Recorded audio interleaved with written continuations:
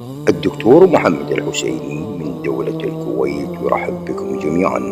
ومع اعتماد المنهج رقم 5، ومع معرفة حكم التزييف المتعلق بهذا الدينار الذهبي الأموي الإسلامي المعرب الواقف المبكر لعبد الملك بن مروان، والمحفوظ في الجمعية الأمريكية للنميات، والذي ينشر في الكتب والأبحاث والدراسات، نؤكد لكم أن ما نطرحه هو وجهة نظر علمية غير ملزمة للآخرين إلا لمن وافقنا الرأي بناء على الشرح والتفصيل.